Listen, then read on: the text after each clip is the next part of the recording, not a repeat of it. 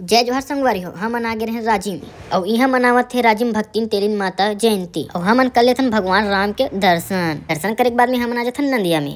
और एती बरे सबो झन मनखे ह नंदिया ला नहाक के कुलेश्वर महादेव के दर्शन करे बर जावत हे मुड़ भर पानी में। और एती बरे बाबा घलोक नहा दिस अपन बोरिया बिस्तर धर के